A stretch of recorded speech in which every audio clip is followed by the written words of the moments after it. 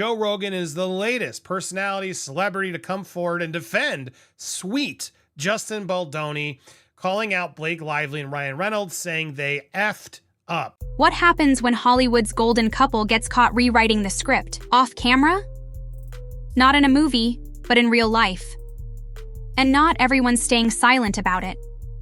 Joe Rogan just stepped into one of the messiest Hollywood scandals in years.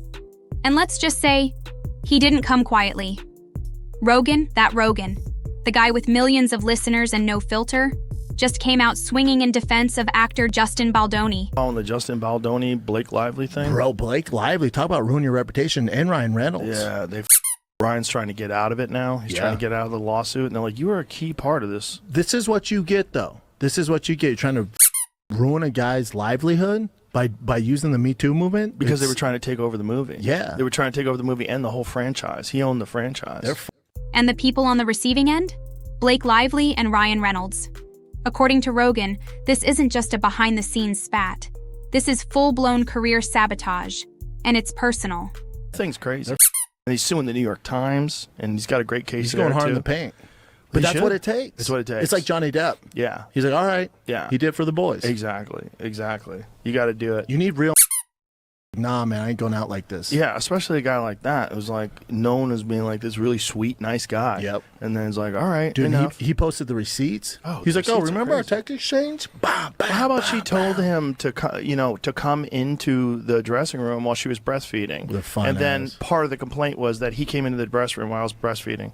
Like, you literally have a text exchange back and forth. They just never thought that anybody was going to come out with the receipts. Because no one's ever done it, because everyone usually just bows down. Because everyone's scared. Yeah. Because Ryan Reynolds, A-list, Blake Lively, A-list. Like, they're the queen. That's like eating. Oh. He accused the Hollywood power couple of launching a smear campaign against Baldoni, using weaponized accusations to take control of a movie franchise Baldoni created. But here's where it goes nuclear. Rogan didn't just rant. He called it exactly what it looks like, using the Me Too movement not to support victims, but to hijack a project and destroy someone's life in the process. That's not just messy, that's calculated. Now, you'd think in a case like this, it would all come down to she said. But nope, Justin Baldoni brought receipts. Literal, documented, damning receipts. We're talking text messages, voice notes, behind-the-scenes footage, and an entire website dedicated to exposing what really went down. One example, Blake accused Baldoni of walking into her trailer while she was breastfeeding, only for text messages to surface where she invited him in. You can't cry wolf after handing the wolf your address and telling him to swing by. Rogan's reaction said it all. Stunned disbelief. It's a bunch of fabrication and lies, and then you see the control that she took over the movie, and I just don't see how any of these reporters are coming to that conclusion other than they are just trying to meet some type of agenda. And then there's Ryan Reynolds. America's favorite sarcastic superhero is now in legal hell, trying to tiptoe his way out of a $400 million lawsuit. Rogan didn't hold back on him either, calling Reynolds a central player and blasting his silent retreat as cowardly damage control. Van City Reynolds, who has blocked me, so I can still view his stuff. I just can't post anything. You see, guys, it's all grayed out. Look at that. My feelings are really hurt. The man who made Deadpool relatable is now being called Blockpool by former fans. Oof. Brands like Mint Mobile and Aviation Gin, the same ones plastered with his face, are suddenly going dark, quietly distancing themselves from the man once known for charming the internet. Even Reddit and X have turned on him. One user wrote, "You buried your career like that movie." Yikes.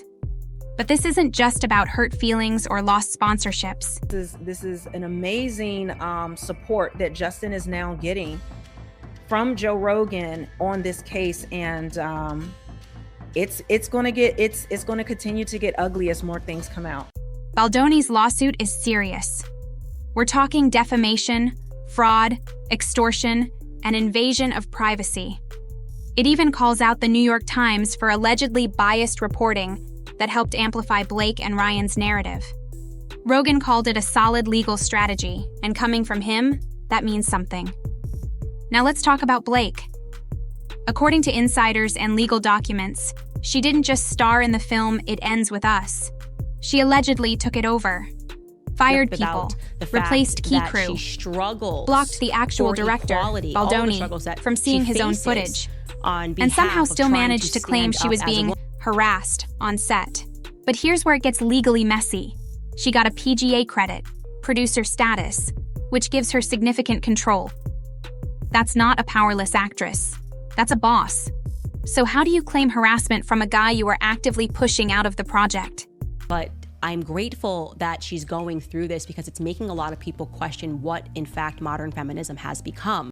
And yet, when Blake filed accusations, the media bent over backward to amplify her story without even checking the facts.